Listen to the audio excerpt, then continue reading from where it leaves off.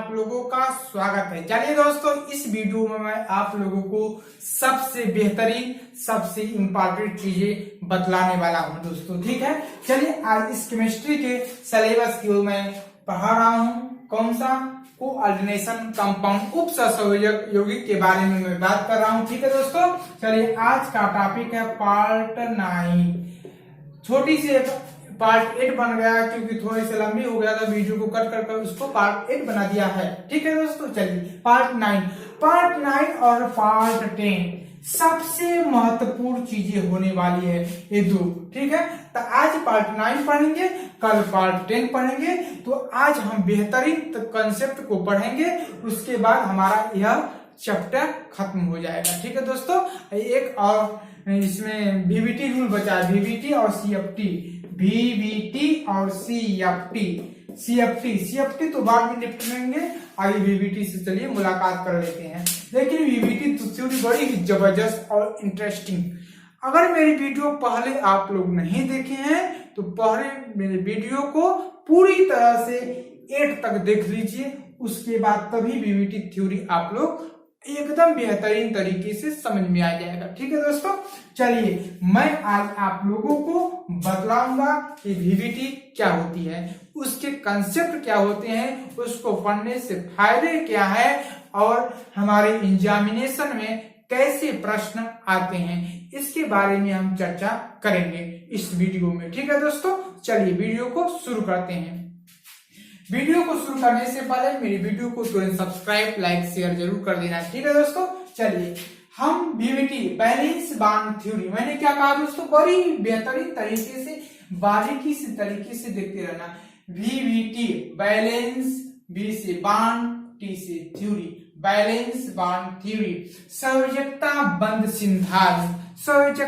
बंध सिद्धांत, इसके बारे में मैंने चर्चा कर दिया हूं, लेकिन तब भी बहुत आपको आवश्यकता नहीं है जानने के लिए। बस क्वेश्चन समझिए, क्वेश्चन के माध्यम से मैं समझ जाऊंगा इसको। ठीक है, चलिए संयोजकता बंध सिद्धांत क्या है, application of valence bond theory. देखिए बैलेंस बॉन्ड थ्योरी ने कहा कि जब कॉम्प्लेक्स कंपाउंड होती है, जैसे मैंने कहा K4FeCN6 दोस्तों। ठीक है, K4FeCN6 इस कॉम्प्लेक्स की ये क्या है, संकर। इस संकर की जो है हमको बतलाना है क्या, ये बतलाइए ये क्या है, ये पैरामेग्नेटिक है कि डाया है, इसका हाइब्रिडाइजेशन बतलाइए, इसका स्ट्रक्चर बतलाइए। इस तरह आपके पेपर में पूछा जाता है। ठीक है दोस्तों, तो आपको पैरामेग्नेटिक पढ़ने, यह प्रतिचुंबकी है, क्या है, प्रतिचुंबकी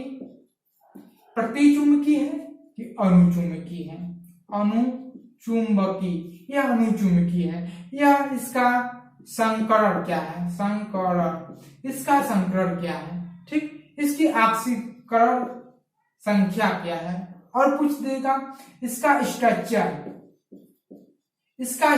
क्या है, इसकी ज्योमेट्री क्या है। तो ये सब चीजें आपसे क्या करेगा, एग्जामिनेशन आपसे पूछेगा। ठीक है, क्या पूछेगा, ये सब चीजें। इस तरह का कॉम्प्लेक्स दे देगा, पूछेगा ये कौन सा रंगीन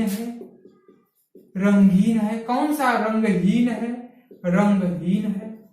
सब पूछेगा आपसे, तो आपको बतलाना पड़ेगा। तो थोड़ी सी मेरे कंसेप्ट को समझिए, उसके बाद मैं क्वेश्चन की ओर चलूंगा। तो आपको यह सब चीजें, जितना मैंने इस तरह से बहुत से कॉम्प्लेक्स देगा, उस तरह यह सब चीजें पूछेगा, तो आपको दोस्तों बतलाना पड़ेगा। ठीक है, तो इसको बतलाने के लिए हम थोड़ी सी कंसेप्ट की ओर बढ़ते हैं। ठीक है दोस्तों, चलिए तो नेचर ऑफ कॉम्प्लेक्स का नेचर क्या है, कॉम्प्लेक्स की प्रकृति क्या है, स्ट्रांग फील्ड लिगेंड और वीक फील्ड लिगेंड, इसके दोनों हम लिगेंड के नाम लिखवा देंगे इसके बाद पुनः। ठीक है, इसको नोट डाउन कर लीजिए आप लोग। स्ट्रांग फील्ड लिगेंड और वीक फील्ड लिगेंड ये सब क्या होती है, इसके बारे में हम जरूर चर्चा करेंगे। जस्ट इसको चर्चा करने के बाद, स्ट्रांग माने मजबूत लिगेंड, मैंने क्या कहा, स्ट्रांग मजबूत मतलब स्ट्रांग मजबूत लिगेंड दोस्तों। ठीक है, इसको नोट डाउन करिए।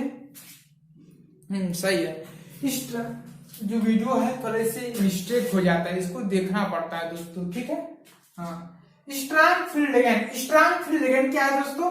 स्ट्रॉन्ग फील्ड लिगेंड का मतलब आप जानते हैं जैसे Cn है और NH3 है, ठीक, H2 है, ये क्या सब है? लिगेंड है ना। तो इस लिगेंड को कौन सा स्ट्रॉन्ग फील्ड लिगेंड है, कौन सा वीक लिगेंड है, इसको मैं अभी लिखवा दूंगा, ठीक है, पहले इसको समझ लीजिए। तो जब स्ट्रॉन्ग फील्ड लिगेंड रहेगा मतलब मजबूत, कौन सा मजबूत लिगेंड रहेगा, उसके संग क्या होने वाला है? Weak field ligand. जो कमजोर है, वीक माने कमजोर है, तो कमजोर लिगेंड, कमजोर लिगेंड। बड़ी बेहतरीन तरीके से समझिए। यदि और भी शब्द यूज करूं तो आप लोगों को शायद समझ में नहीं आएगा, इसलिए मैं थोड़ी सी कमजोरी वाला इस पे मजबूत लिगेंड लिख लीजिए, लिगेंड। तो अब मजबूत और कमजोर में क्या अंतर है? इनर ऑर्बिटल कॉम्प्लेक्स मतलब अंतर ऑर्बिटल, अंतर माने अंदर की ओर, अंतर ऑर्बिटल माने कक्षक, अंतर कक्षक कॉम्प्लेक्स। आउटर माने ऑक्टाहेड्रल माने अष्टफलकी, अष्टफलकी क्या होता है? अष्टफलकी D2sp3। यदि आपका लिगेंड, मैंने क्या कहा, यदि आपका लिगेंड स्ट्रॉन्ग फील्ड लिगेंड होगा, मजबूत लिगेंड होगा, तो पहला इनर सेंटर ऑर्बिटल, जो आपके कक्षक में इलेक्ट्रॉनों की संख्या है वो जुड़ जाएगी। क्या हो जाएगी? जुड़ जाएगी कॉम्प्लेक्स के अंदर, और अष्टफलकी D2sp3 बनेगा। अब मोस्टली डायमैग्नेटिक का मतलब प्रतिचुंबकी होगा, प्रतिचुंबकी। आपको पहचानना पड़ेगा कि कौन सा क्या है, कौन सा स्ट्रॉन्ग फील्ड लिगेंड है, कौन सा वीक फील्ड लिगेंड है, ठीक है दोस्तों। और स्पिन पेयर यानी कि जो है इलेक्ट्रॉन क्या हो जाएंगे? पेयर्ड हो जाएंगे। जैसे मैंने कहा इलेक्ट्रॉन नहीं भरा जाता है दोस्तों ऐसे से, तो ऐसे पेयर्ड हो जाएंगे, ठीक है। तो ये वीक फील्ड लिगेंड क्या होता है? आउटर ऑर्बिटल कॉम्प्लेक्स, माने यह आउटर ऑर्बिटल कॉम्प्लेक्स मतलब आउटर मतलब इसे ये पेयर्ड नहीं होते हैं, इसी तरह चलते रहते हैं, ठीक है। अब एग्जांपल के साथ मैं बेहतरीन तरीके से समझाऊंगा, समझ में आ जाएगा। एक ऑक्टाहेड्रल sp3d2 होता है। यदि यह ऑक्टाहेड्रल तो होगा, लेकिन इसका हाइब्रिडाइजेशन जो संकरण है, संकरण इसका 11 में आप लोग संकरण पढ़ेंगे तो समझ रहेंगे कि संकरण क्या होता है। तो sp3d2 संकरण होता है। आर पैरामैग्नेटिक मतलब सभी पैरामैग्नेटिक माने अनुचुंबकी होते हैं। क्या होते हैं? अनुचुंबकी। अनुचुंबकी चुंबकी क्या होते हैं? मेरे वीडियो में पढ़ा है, इसका डिस्क्रिप्शन बॉक्स में देने वाले हैं, ठीक है। स्पिन क्या होते हैं? फ्री होते हैं। इसी तरह एक एक इलेक्ट्रॉन भरे रहते हैं। तो आप लोग इसे नोट डाउन कर लीजिए। ये सब कंप्लीट मैंने आप लोगों को बतला दिया। जब स्ट्रॉन्ग फील्ड लिगेंड है तो शर्त ए लागू होगा, जब वीक फील्ड लिगेंड है तो शर्त ए लागू होगा। जब मैं बोलूंगा स्ट्रॉन्ग फील्ड लिगेंड है शर्त ए लागू कर देना। ऑक्टाहेड्रल D2sp3 हो जाएगा, पैरामैग्नेटिक प्रतिचुंबकी हो जाएगा, स्पिन पेयर हो जाएगा, सभी इलेक्ट्रॉन पेयर हो जाएंगे। यदि यह बात आपको समझ में नहीं आया तो अभी समझ में आ जाएगा एग्जांपल के तहत, ठीक है। पहले नोट डाउन करिए।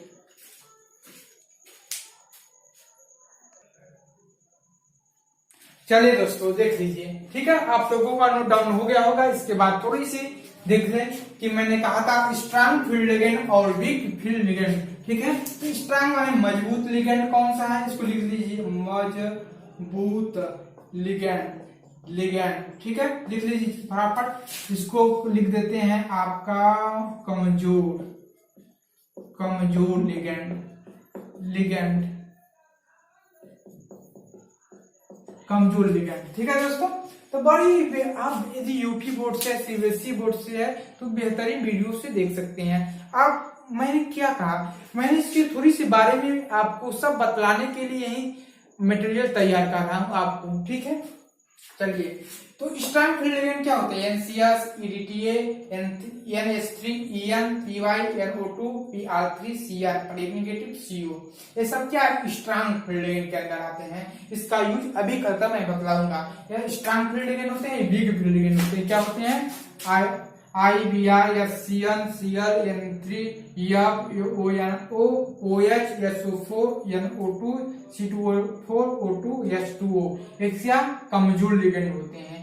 एक ये रहेंगे तो क्या होगा और ये रहेंगे तो क्या होगा, इसके बारे में मैं अभी बात करने वाला हूँ। पहले इसको नोट डाउन कर लीजिए, ठीक है। एक कंसेप्ट है क्या दोस्तों, कंसेप्ट का मतलब ये मैं सामग्री जुटा रहा हूँ। जैसे शरबत बनाने के लिए कुछ सामग्री नहीं जुटाते हैं दोस्तों, चीनी नींबू जुटाते हैं ना सब, इसलिए मैं सामग्री जुटा रहा हूँ, तब तीर लगाऊंगा, ठीक है दोस्तों। आगे इसको नोट डाउन करिए, उसके बाद मैं चलता हूँ, ठीक है।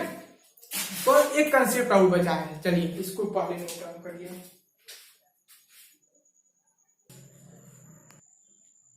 हेलो दोस्तों, चलिए आप लोगों का नोट डाउन हो गया होगा। चलिए आज इस कंसेप्ट की ओर बढ़ते हैं, ठीक है। चलिए मैंने पहले से बात थ्योरी की कंसेप्ट की ओर, दो कंसेप्ट हो गया, तीसरा कंसेप्ट यह है, ठीक है। इसको आप लोग थोड़ा सा लिखना होगा, ठीक है दोस्तों। उपसंयोजक को और इसका भी आवश्यकता पड़ेगा, और ऑक्सीडेशन नंबर इसका भी आवश्यकता पड़ेगा। आप लोग इसको जानते होंगे क्योंकि पहले मैंने वीडियो में पढ़ा चुका हूँ, ठीक है दोस्तों। चलिए पहले इसको कोऑर्डिनेशन नंबर, यदि आपकी कोऑर्डिनेशन नंबर हो, संकरण मतलब हाइब्रिडाइजेशन, ये आप मेरे YouTube वीडियो पर है देख सकते हैं, नहीं तो आप 11 कक्षा क्लास 11 में पढ़े होंगे, ठीक है। तो हाइब्रिडाइजेशन है, ये विन्यास है, कि कौन सा ज्योमेट्री, इसकी जियोमेट्री है, मान लीजिए ज्योमेट्री है, जियोमेट्री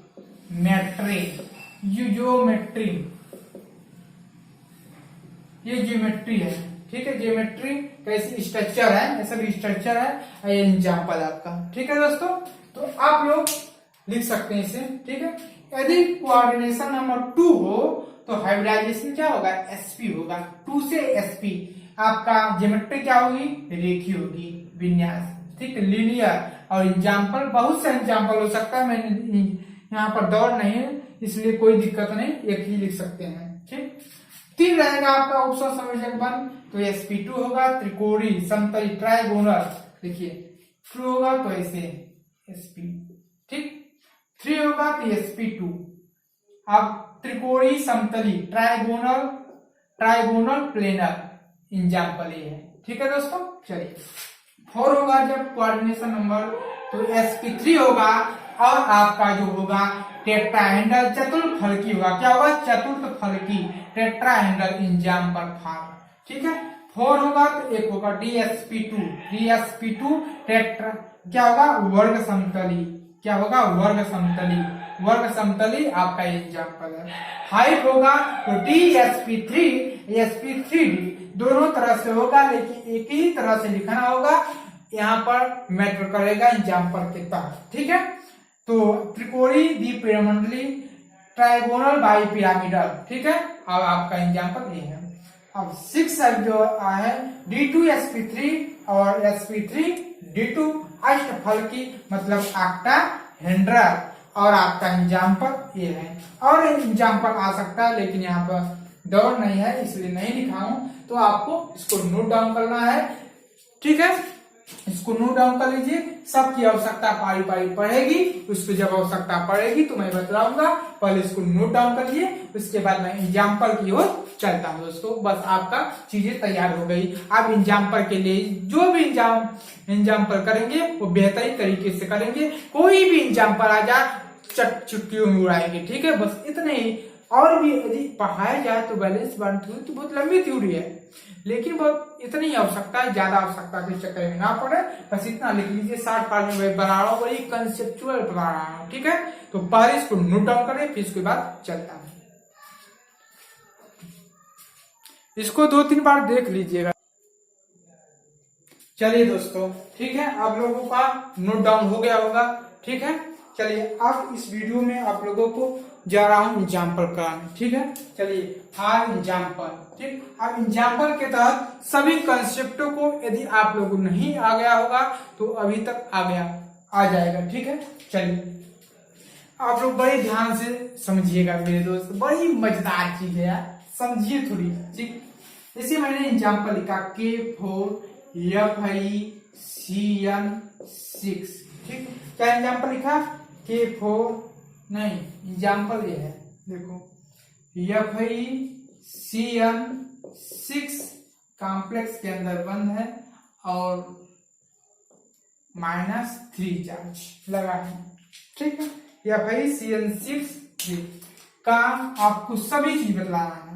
का इस कॉम्प्लेक्स का क्या बतलाना है कि प्रति चुंबकीय है कि अनुचुंबकीय है, इसका हाइब्रिडाइजेशन बतलाना है, इसका स्ट्रक्चर बतलाना है, इसका ज्योमेट्री बतलानी है, ऑक्सीकरण संख्या बतलाना है, सब कुछ बतलाना है। इस तरह एग्जाम में आपको आएगा लिखकर। ठीक है, तो आप बतलाएंगे।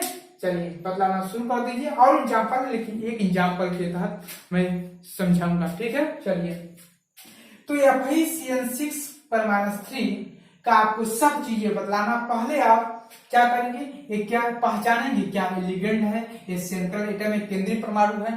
तो ये दोस्तों ये क्या है, आपका लिगेंड है, लिगेंड है।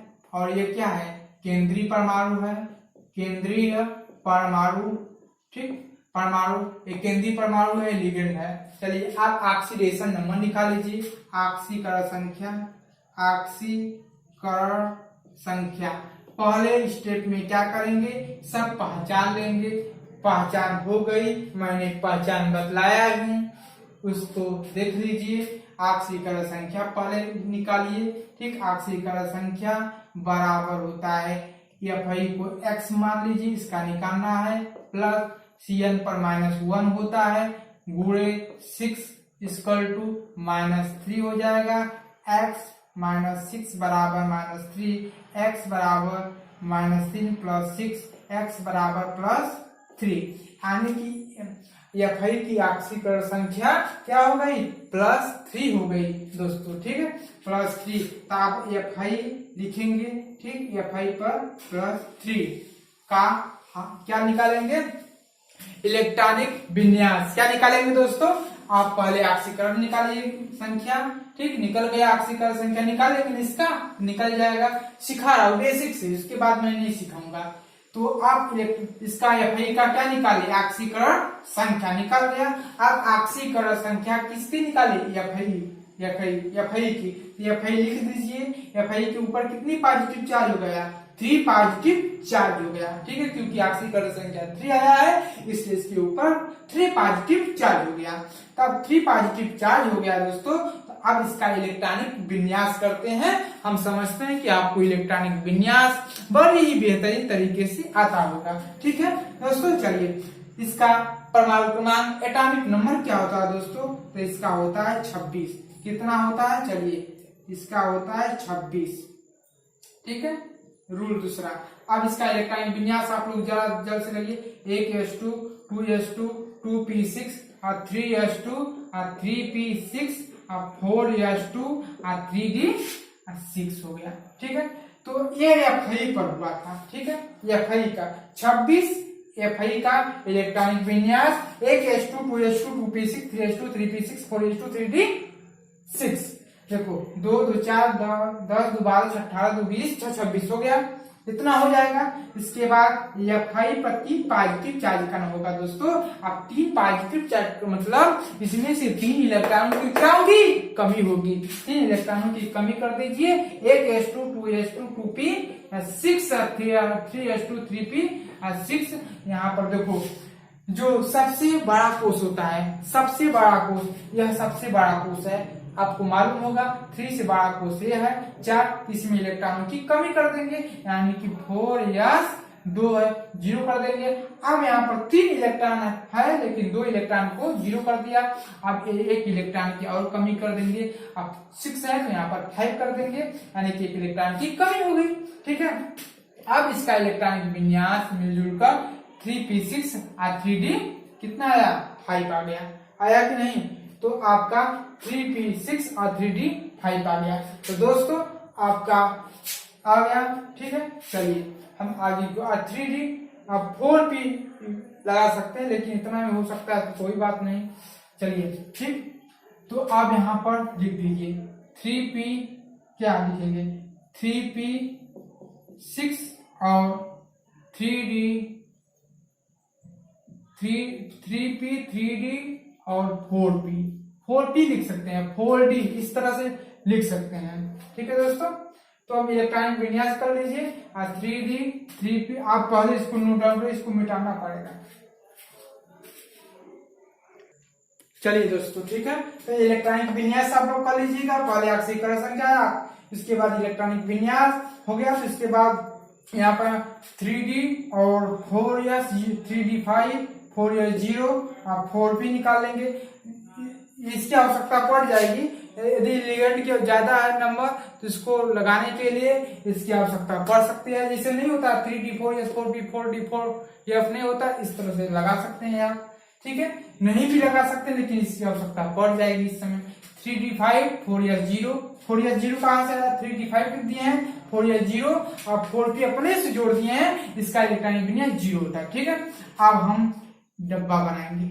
डब्बा डी में कितना 1 2 3 4 5, ठीक है। अब यहाँ पे देखिए, यहाँ पर देखिए एस में 1 होता है और इसमें पी में 3 डब्बा होता है ना, ठीक है दोस्तों। यहाँ पर कितने इलेक्ट्रॉन है 5, तो 1 गुण के बहुलता के नियम के अनुसार भरेंगे। 1 इलेक्ट्रॉन 2 3 4 5 6 इलेक्ट्रॉन, नहीं सॉरी, तो 5 इलेक्ट्रॉन भर दिए। अब यहाँ पर भरेंगे कितना 0 इलेक्ट्रॉन, यहाँ पर एक भी इलेक्ट्रॉन नहीं भरेंगे, ठीक है। यहाँ पर भी एक भी इलेक्ट्रॉन नहीं भरेंगे, ठीक है। अब इतना हमारा काम हो गया, ठीक है। इसको लिखने के बाद इस इलेक्ट्रॉन को भरने, डी में 5, यस में 1 डब्बा होता है, पी में 3 डब्बा होता है, मालूम है डब्बा दोस्तों, बेसिक कितने पढ़ा दिया। चलिए हो गया। तो इसके बाद क्या आप देखेंगे कि दोस्तों अब क्या करना है, एक ग्राउंडेड स्टेट होगा, एक एक्साइटेड स्टेट होगा, ठीक है। तो ये Cn क्या है, Cn मतलब ये Cn जो है स्ट्रांग फील्ड लिगेंड है। क्या है, स्ट्रांग फील्ड लिगेंड। क्या है दोस्तों, स्ट्रांग फील्ड। Cn क्या है हमारा, स्ट्रांग फील्ड लिगेंड है। तो दोस्तों मैंने क्या लिखा था, ऑक्सीकरण संख्या बतलाया था, यहाँ पर यूज हुआ कि नहीं, इलेक्ट्रॉनिक विन्यास बतलाया था, यहाँ पर यूज हुआ कि नहीं, हुआ ना। अब Cn स्ट्रांग फील्ड लिगेंड बतलाया था ना कि स्ट्रांग Cn क्या होता है, Cn स्ट्रांग फील्ड लिगेंड होता है। तो स्ट्रांग फील्ड लिगेंड होता है दोस्तों, जब स्ट्रांग फील्ड लिगेंड होगा तो हमारा क्या हो जाएंगे, इलेक्ट्रॉन पेयर्ड हो जाएंगे। मैंने बतलाया था दोस्तों, पीछे देखिए नोट होगा, strong field ligand weak field ligand में होगा नोट, उसमें देखिए जो लिखवाया था Cn स्ट्रांग फील्ड लिगेंड होगा, कन्फर्म हो गया। और जब स्ट्रांग फील्ड लिगेंड हुआ Cn, तो इलेक्ट्रॉन क्या होंगे, पेयर्ड हो जाएंगे। तो इलेक्ट्रॉन अब क्या हो जाएंगे, अब 3D, चलिए अब 3D5 4s 0 4p भी 0, ठीक है। आप देखो जो इलेक्ट्रॉन ऐसे तो 1 2 3 4 1 2 3 4 5, ठीक है। अब इलेक्ट्रॉन जो ऐसे थे एक एक इलेक्ट्रॉन थे, अब क्या हो जाएंगे, पेयर्ड हो जाएंगे। 1 2 3 4 5 हो गए कि नहीं, हो गए, ये पेयर्ड हो जाएंगे। क्यों, क्योंकि Cn जो है स्ट्रांग फील्ड लिगेंड है। जब स्ट्रांग फील्ड लिगेंड होता है तो ये क्या हो जाते हैं, पेयरिंग बना लेते हैं, युग्मित जोड़ा बना लेते हैं। क्या बना लेते हैं, युग्मित जोड़ा का निर्माण कर लेते हैं दोस्तों। इसलिए ये युग्मित जोड़ा का निर्माण कर लिया। यदि यहाँ पर वीक फील्ड लिगेंड होता, कमजोर होता, तो यहाँ पर साथ लिगेंड नहीं बना पाता, जुड़ नहीं पाता दोस्तों। इसलिए ठीक है, क्योंकि यहाँ पर जुड़ जाएगा, क्योंकि इस समय मजबूत लिगेंड है। Cn क्या है, मजबूत लिगेंड है, इसलिए यहाँ पर पेयर युग्मित जोड़ा का निर्माण कर लिया। यहाँ पर कुछ भी नहीं है, कोई दिक्कत नहीं, यहाँ पर 3 है, कोई कुछ भी नहीं है, ठीक है। अब हमारा Cn क्या है, 6 लिगेंड है। तो 6 लिगेंड जोड़ने के लिए हमको 6 की डिब्बा की आवश्यकता पड़ेगी। तो यहाँ पर डब्बा की आवश्यकता पड़ेगी। तो 1 2 3 4 5 6 की हो गई कि नहीं। यदि मैं 4p नहीं लेता तो हमारा क्या हो जाएगा, ऑर्बिटल कक्षक की आवश्यकता पड़ जाती, इसलिए मैंने पहले से ही ले लिया। ठीक है दोस्तों, तो चलिए आप 6 इलेक्ट्रॉनों को जोड़ देंगे। ठीक है, तो चलिए यहाँ पर क्या लगा देंगे, यहाँ पर आप लगा देंगे Cn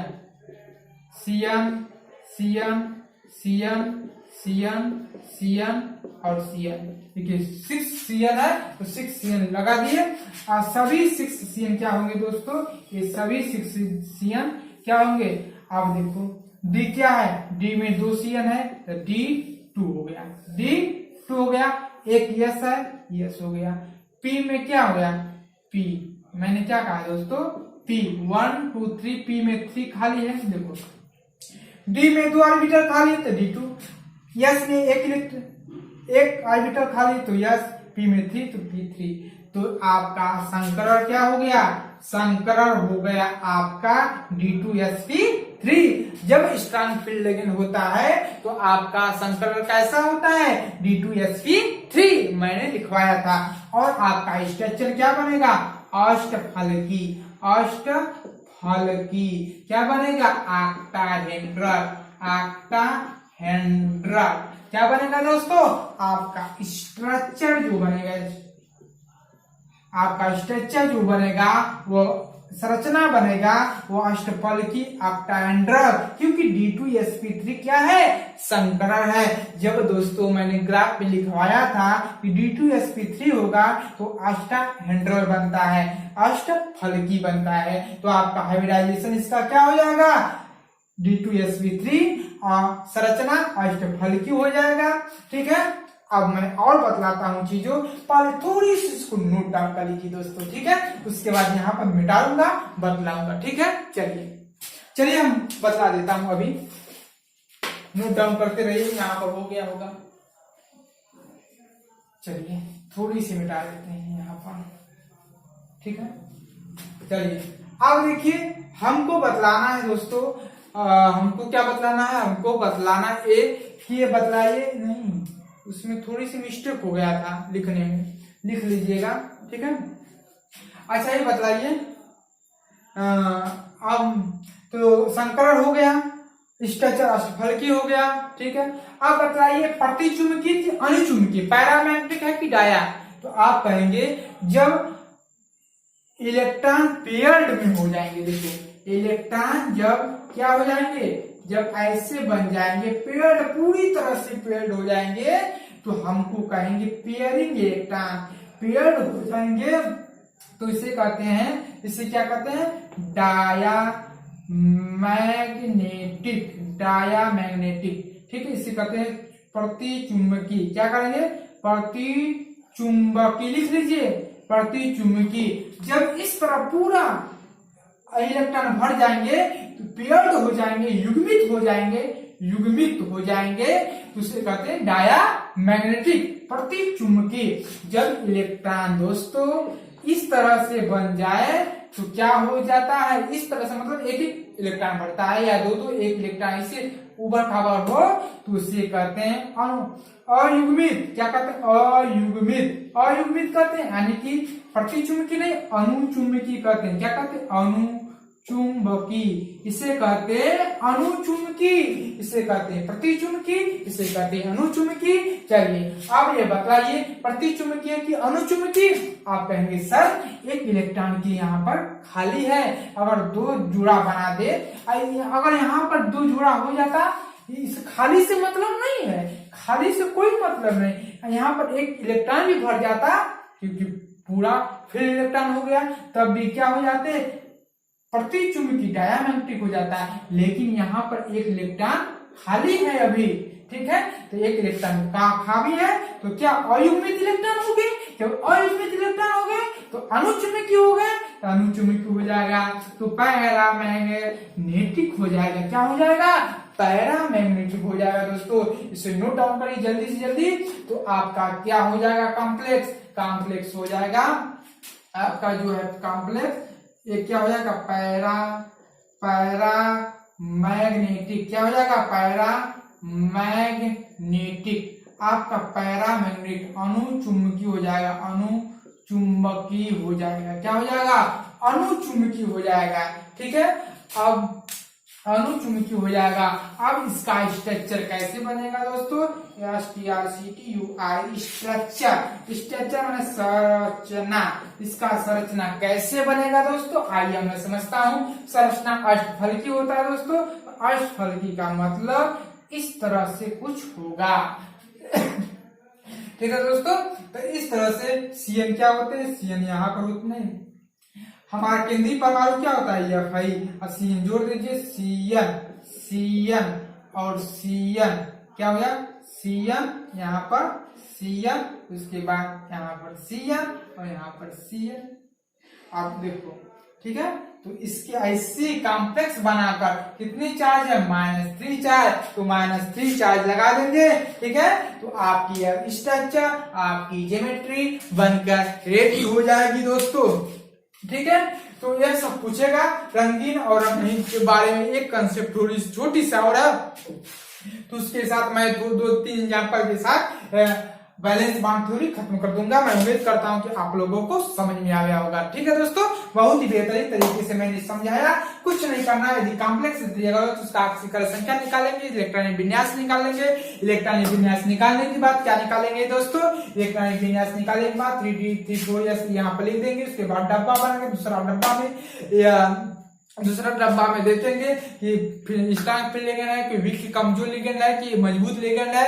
तो मजबूत लिगेंड होगा तो पेयर हो जाएंगे, अगर मजबूत लिगेंड नहीं होगा, कमजोर लिगेंड होगा तो पेयर नहीं होंगे आपका इलेक्ट्रॉन। ठीक है, उसी तरह बनाएगा डी संकरण निकालेंगे, अष्टफलकीय ऑक्टाहेड्रल निकालेंगे, संरचना बना देंगे, पैरामेट्रिक डायमेंट्रिक में सब चीज बता दिया एक ही वीडियो में। अब झटाझट इस वीडियो में देखकर कंप्लीट कर दीजिए। यही एग्जाम में पूछने वाला 2021 में है दोस्तों, आप लोग नोट डाउन कर लीजिए। सबसे बेहतरीन, सबसे जरूरी बातें हैं ये सब चीज दूसरे वीडियो में। तब तक मिलते हैं नेक्स्ट वीडियो में। जय हिंद, जय भारत। चलिए नोट डाउन करिए। मेरी वीडियो यदि आप लोग सब्सक्राइब नहीं किए हैं तो पहले मेरी वीडियो को सब्सक्राइब कर लीजिए, ऑल इंडिया रैंक पर ला दीजिए। ठीक है दोस्तों, चलिए थैंक यू सो मच।